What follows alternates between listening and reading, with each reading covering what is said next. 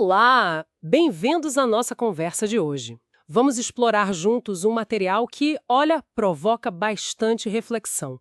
O livro Deficiente Mental Porque Fui Um. Isso aí. É uma obra psicografada pela Vera Lúcia Marinzec de Carvalho e traz relatos, atribuídos a espíritos sobre as vivências deles com deficiências intelectuais. Exatamente. É uma coletânea de histórias contadas na primeira pessoa. Uhum. E cada uma busca dar uma explicação, sabe, para essas experiências, mas pela ótica da espiritualidade. Sim. E a nossa meta aqui é justamente mergulhar nessas narrativas, sabe? Tentar extrair os temas principais, entender essa perspectiva do porquê que o livro propõe.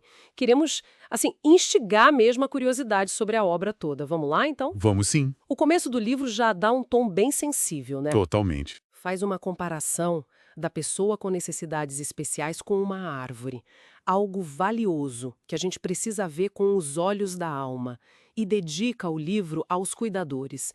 Isso já de cara estabelece um respeito, uma busca por compreensão.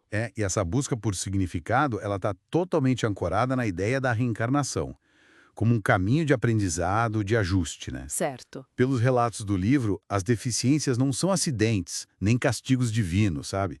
São mais como reflexos de ações passadas, ou até escolhas do próprio espírito para poder evoluir, ou quitar débitos kármicos. A famosa lei de causa e efeito. Exato. É a lei de causa e efeito em ação. Essa é a ideia central que o livro apresenta, né? Que as circunstâncias de agora estão ligadas a atos, a necessidades de aprendizado de outras vidas. E é aí que as histórias ficam muito instigantes, né? Pega, por exemplo, a história do Adolfo. Sim, essa é forte. Ele narra uma vida com dificuldade para falar, para se mover, mas o detalhe assim que intriga é um medo, um pavor inexplicável de médicos. Uhum. E que não tinha lógica na vida atual dele. Nenhuma. E o livro então revela que numa vida anterior ele foi um médico cruel em tempos de guerra. A grande sacada aqui, segundo a obra, é que esses medos ou traços que a gente não explica hoje podem ser ecos, reflexos diretos dessas memórias espirituais mais profundas. É fascinante isso. E o livro usa essas narrativas para mostrar como que os espíritos reagem diferente aos erros que cometeram, né? Como assim? Bom, o Adolfo volta com limitações físicas e esse medo paralisante. Já um antigo colega dele de guerra, o Dr. Frank, reencarna totalmente dedicado. Ele vai cuidar de vítimas em zonas de conflito, buscando ativamente reparar o que fez. Ah, entendi, buscando a reparação. Isso. Mas aí tem o terceiro, o Dr. Ralph. Ele reencarna infeliz e insatisfeito, ainda meio perdido, sem despertar para essa necessidade de reparar ou aprender com o passado. Mostrando que não é automático, né? Não mesmo.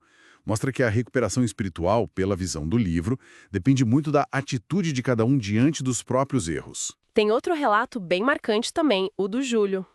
Paralisia cerebral, né? Exato.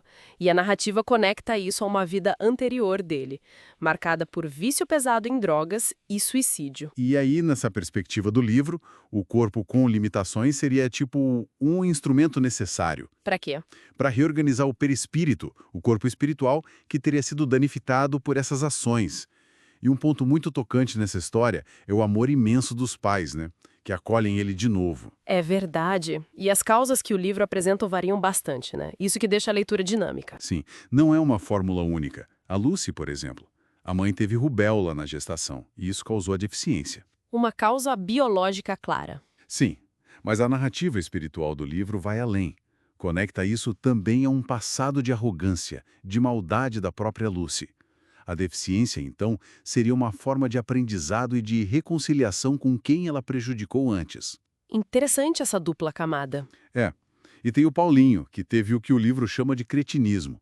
A condição dele é ligada, no relato, a um passado de tráfico, de vício, e ele reencarna com pais que também tinham um histórico de dependência. Mostrando talvez um resgate em conjunto ali. Pode ser, né? E tem a Margarida, que traz uma coisa diferente, a escolha antes de reencarnar. Ah, sim. Ela teria escolhido vir com uma deficiência severa. Segundo o relato, sim.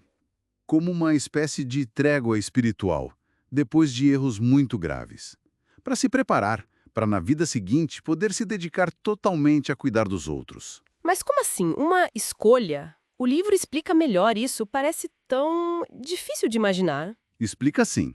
A perspectiva apresentada não é que a pessoa escolhe o sofrimento pelo sofrimento, mas seria um planejamento espiritual, sabe? Uma estratégia da alma, para talvez acelerar um processo de purificação, de aprendizado ou de serviço, dentro de um contexto maior de evolução e de refazer laços que foram rompidos no passado. Entendi.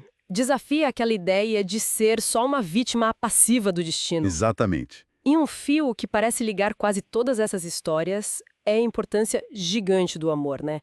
Do acolhimento da família, do suporte, seja dos cuidadores, voluntários ou até mesmo da ajuda espiritual que eles mencionam. Sem dúvida. O Benedito, por exemplo, mesmo com limitações bem grandes, ele encontra a paz, encontra um propósito num trabalho simples e na alegria do amor que ele recebe e consegue dar. Isso mostra como o ambiente de afeto é crucial, né? Fundamental. E o livro também aponta para o outro lado da moeda, que essas experiências são impactantes para quem está em volta também. Para os cuidadores. Sim, para os pais, para os cuidadores, os desafios que eles enfrentam, como nos casos da Maria Cecília ou da Laura, que são citados, acabam sendo descritos como catalisadores para o crescimento espiritual deles mesmos. Ah, interessante. Ao buscar respostas, ao lidar com a situação toda, eles desenvolvem mais compaixão, paciência, uma compreensão maior da vida, sabe? Pela ótica do livro, claro. É uma via de mão dupla nesse aprendizado todo. Então, tentando resumir a mensagem principal que o livro parece passar, essas vidas, mesmo com desafios que parecem enormes, são vistas como jornadas com um propósito espiritual bem profundo. Isso. Ligadas a aprendizado, a superar erros do passado, a evoluir como alma. E não seriam só fatalidades, acasos biológicos sem um sentido maior por trás. Exatamente essa linha. E a obra meio que nos deixa com uma pergunta no ar para a gente pensar, né? Qual pergunta? Como que a nossa percepção, a nossa forma de lidar com as deficiências mudaria se a gente considerasse essa possibilidade que está nessas histórias?